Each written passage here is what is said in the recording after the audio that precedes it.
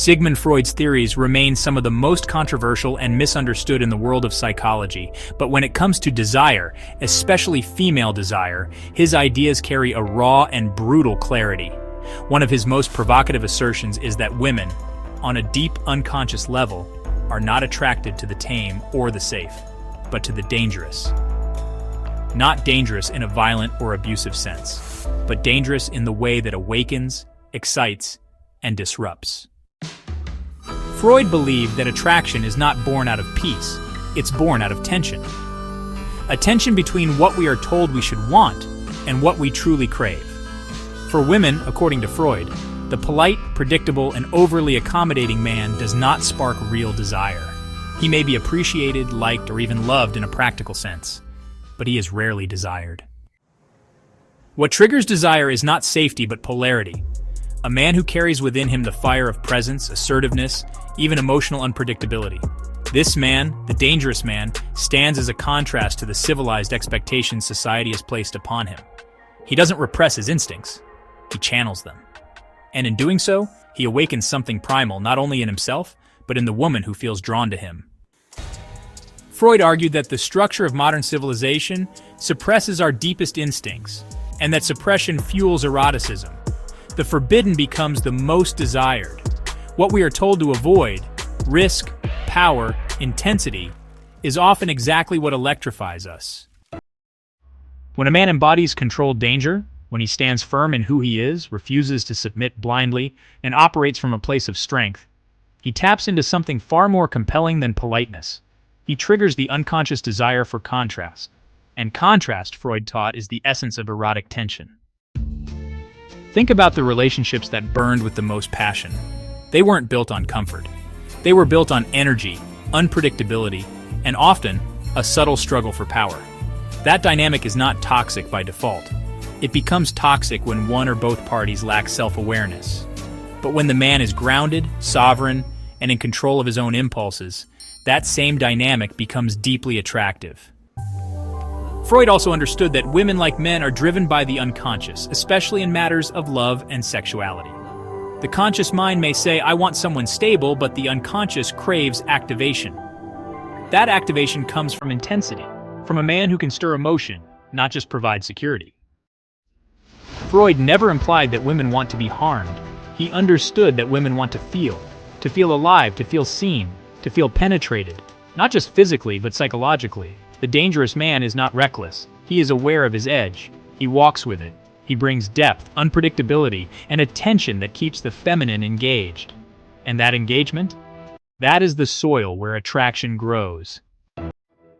We often misinterpret this dynamic in modern culture. We reduce danger to aggression or manipulation. But Freud's concept is far more nuanced. The dangerous man is dangerous precisely because he refuses to be domesticated. He doesn't fit into the polite box of social expectation. He is capable of aggression, but doesn't misuse it. He is capable of intensity, but doesn't lose control. He is dangerous because he can be fierce, but chooses presence. And presence, to Freud, is the masculine gift that awakens the feminine. When a man enters a room and owns it, not through volume or vanity, but through silent authority, he becomes an archetype. He represents something ancient, the hunter, the leader, the protector. And the feminine, which seeks to be moved, challenged, and polarized, responds. This isn't to say every woman wants the same type of man, or that all relationships must be intense. But you know, Freud's insight cuts into a deep truth. What attracts is rarely what's expected. Desire does not bloom in safety alone. It needs risk. It needs mystery. It needs a man who is not always easy to figure out. A man who has his own life, his own mission, his own depth. The man who is constantly available, who needs validation, who tiptoes to avoid offense. He may be kind, but he does not stimulate the unconscious. Women do not wake up in the middle of the night dreaming of the agreeable man.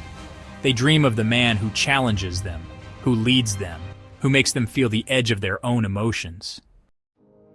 This is the man who walks the tightrope of danger. Not because he wants to fall, but because he knows it is where balance is truly tested. And well, Freud believed that this edge is necessary, that when we abandon the primal aspects of masculinity in the name of politeness, we lose not only our power, but our polarity. The polarity that creates the spark, the dance, the magnetism.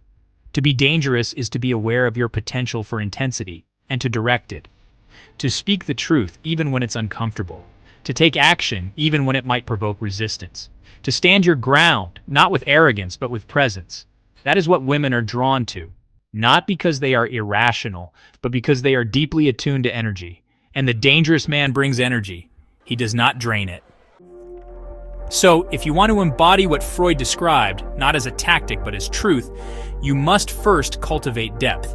Read, reflect, train your body, discipline your impulses, build something worth protecting. A dangerous man is not dangerous because he fights. He is dangerous because he can, because he chooses not to unless he must, because his strength is not loud but evident. And in relationships, that strength becomes the container within which the feminine feels safe to surrender. Not to a weak man who seeks approval, but to a strong man who seeks truth. This is Freud's brutal insight, that women do not crave the passive, the predictable, or the perfectly polite. They crave the real, the raw, the resolved. The man who doesn't need to prove himself, but who could, if tested. The man who doesn't manipulate, but doesn't apologize for his edge, because his edge is what makes him compelling. And that, whether we admit it or not, is what makes him unforgettable. This is the Sovereign Doctrine, where we don't sanitize masculinity, we refine it, sharpen it, and we walk with it dangerously.